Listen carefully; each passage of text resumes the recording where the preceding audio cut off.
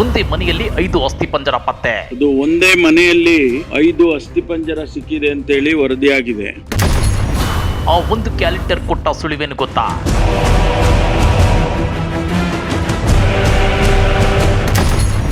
ಕುತೂಹಲ ಕೆರಳಿಸುತ್ತಿದೆ ಈ ಪ್ರಕರಣ.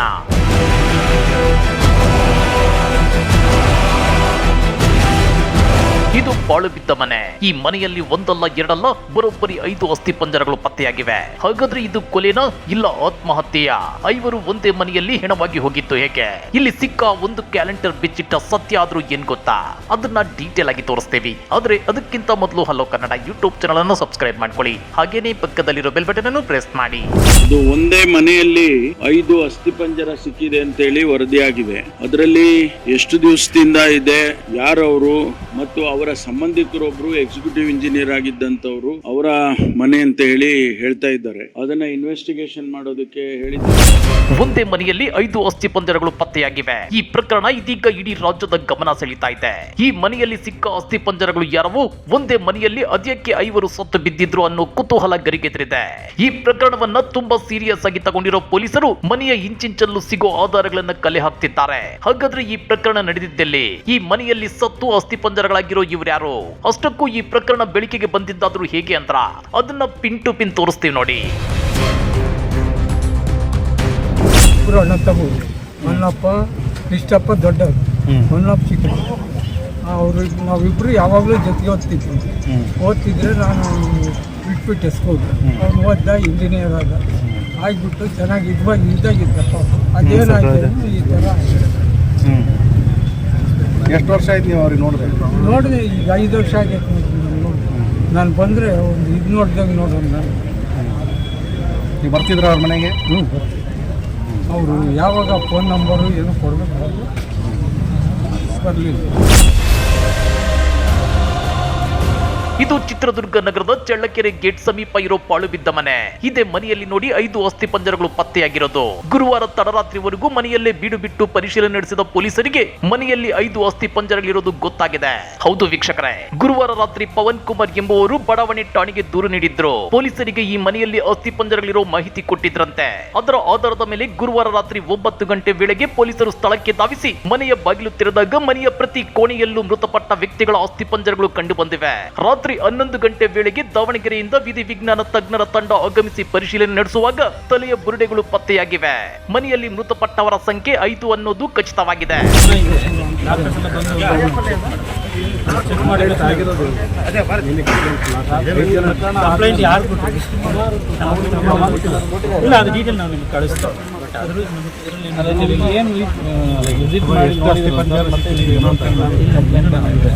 ಸ್ಕೆಲಿಟನ್ ಮಾತ್ರ ನೋಡಿ ಒಳಗಡೆ ಭಾಳ ನಾವು FSL ಟೀಮ್ನವರು ಇನ್ನೂ ಚೆಕ್ ಮಾಡ್ತಾ ಇದ್ದಾರೆ.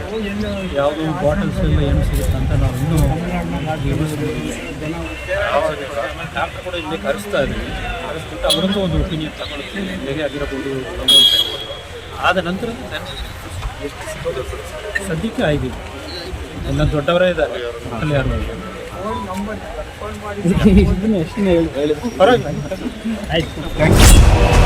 ಪವನ್ ಕುಮಾರ್ ಎಂಬುವರು ಬಡಾವಣೆ ಠಾಣೆಗೆ ದೂರು ನೀಡಿದ್ದಾರೆ. ಸಂಬಂಧಿ ಜಗನ್ನಾಥ್ ರೆಡ್ಡಿ ಮತ್ತು ಅವರ ಕುಟುಂಬ ಈ ಮನೆಯಲ್ಲಿ ವಾಸವಾಗಿತ್ತು.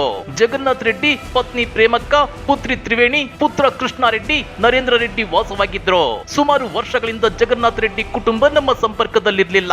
ನಮ್ಮ ಮನೆಗೆ ಅವರು ಬರುತ್ತಿರಲಿಲ್ಲ, ಅವರ ಮನೆಗೆ ನಾವು ಹೋಗುತ್ತಿರಲಿಲ್ಲ. ಕೆಲ ವರ್ಷಗಳಿಂದ ಜಗನ್ನಾಥ್ ರೆಡ್ಡಿ ಮತ್ತು ಕುಟುಂಬದವರು ಕಂಡಿಲ್ಲ. ಜಗನ್ನಾಥ್ ರೆಡ್ಡಿ ಮನೆಯಲ್ಲಿ ಪತ್ತೆಯಾಗಿರೋದು ಅವರ ಅಸ್ಥಿಪಂಜರ ಆಗಿರಬಹುದು ಅನ್ನೋ ಶಂಕೆ ಇದೆ. 3 ವರ್ಷದ ಹಿಂದೆಯೇ ಮನೆಯಲ್ಲಿ ಮೃತಪಟ್ಟಿರಬಹುದು ಅಂತೇಳಿ ಮೃತರ ಸಾವಿನ ಬಗ್ಗೆ ಅನುಮಾನ ಇದೆ ಅಂತೇಳಿ ದೂರು ದಾಖಲಾಗಿದೆ. ಅವ್ರು ಎಷ್ಟು ಜನ ಮಕ್ಕಳು? ಒಬ್ಬನೇ ಗಂಡು ಮಗ, 4 ಜನ ಹೆಣ್ಮಕ್ಳು ಅವರೊಬ್ಬ ಮಾತ್ರ ಬದುಕಿದ್ರು. ಅವ್ರಿಗೆ ಎಷ್ಟು ಜನ ಮಕ್ಕಳಿದ್ರು? ಅವರಿಗೆ 6 ಜನ ಇದ್ದರು, 4 ಜನ ಮಕ್ಕಳು ಅವರಿಗೆ. ಅದ್ರಾಗೆ ಒಬ್ಬನು ಇದಾಗಿದ್ದ ಡಾಕ್ಟರ್, ಅವನು ತೀರೋದು. ಇಬ್ಬರು ಮಕ್ಕಳಿದ್ರು, ಇಬ್ಬರು ಒಂದು ಹೆಣ್ಣುರಿಗೆ, ಇಬ್ಬರು ಗಂಡು. ಅವ್ರಿಗೆ ಡಾಕ್ಟರ್ ಹೆಸರು ಏನು? ಅವರೇ ಮಂಜುನಾಥ್ ರೆಡ್ಡಿ. ಯಾವಾಗ ಗೊತ್ತಾಗಿ ಅವ್ರು ಅಲ್ಲಿ 10 ವರ್ಷದ ಮೇಲೆ ಏನಾಗಿದೆ?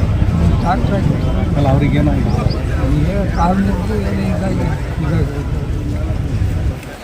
ಇವರು ಇನ್ನು ಉಳಿದವ್ರು ಏನಾಗಿದ್ರು? ಇಂಜಿನಿಯರ್ ಒಬ್ಬನು ಇಂಜಿನಿಯರ್, ಒಬ್ಬ ವ್ಯವಸಾಯ ಮಾಡಿಸ್ತಿದ್ರು.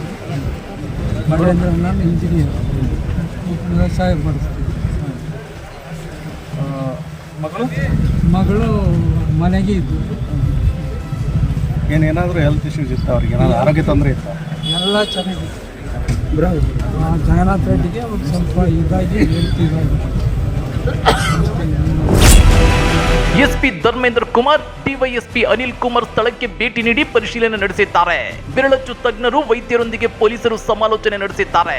ಅಸ್ಥಿಪಂಜರಗಳನ್ನು ವೈದ್ಯಕೀಯ ಪರೀಕ್ಷೆಗೊಳಪಡಿಸಿ ಕಾನೂನು ಕ್ರಮ ಕೈಗೊಂಡಿದ್ದಾರೆ. ಈ ಮನೆಯಲ್ಲಿ ಕಳೆದ 10 ವರ್ಷಗಳ ಹಿಂದೆ 4 ಮಾತ್ರ ವಾಸವಾಗಿದ್ರು. ಮನೆಯಿಂದ ಯಾರು ಹೊರಬರ್ತಿರ್ಲಿಲ್ಲ. ಈ ಮನೆಯ ಸದಸ್ಯರಿಗೆ ಜನಸಂಪರ್ಕವೇ ಇರಲಿಲ್ಲ.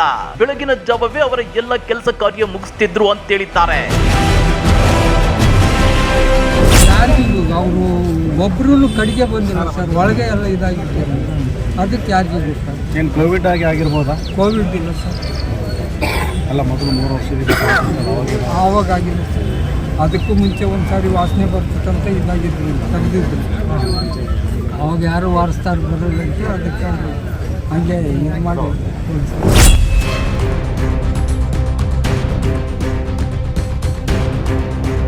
ಇನ್ನ ಪೊಲೀಸರ ತನಿಖೆ ವೇಳೆ ಈ ಮನೆಯಲ್ಲಿ 2019ರ ಕ್ಯಾಲೆಂಡರ್ ಪತ್ತೆಯಾಗಿರೋದು ಹಲವು ಅನುಮಾನಗಳಿಗೆ ಎಡೆ ಮಾಡಿಕೊಟ್ಟಿದೆ. ಹಾಗೇನೆ ಈ ಮನೆಯ ಸದಸ್ಯರಲ್ಲಿ ಬಾಬು ರೆಡ್ಡಿ ಅನ್ನೋರು ಮಾತ್ರ ಜನಸಂಪರ್ಕದಲ್ಲಿದ್ದು, ಉಳಿದವರು ಯಾರು ಸಹ ಹೊರಬರುತ್ತಿರಲಿಲ್ಲ. ಹೀಗಾಗಿ ಚಿತ್ರದುರ್ಗ ನಗರದಲ್ಲಿ ಭಾರಿ ಆತಂಕ ಮನೆ ಮಾಡಿದ್ದು, ಸೂಕ್ತ ತನಿಖೆ ನಡೆಸಿ ನ್ಯಾಯ ಒದಗಿಸುವಂತೆ ಅಲ್ಲಿನ ಸ್ಥಳೀಯರು ಆಗ್ರಹಿಸಿದ್ದಾರೆ.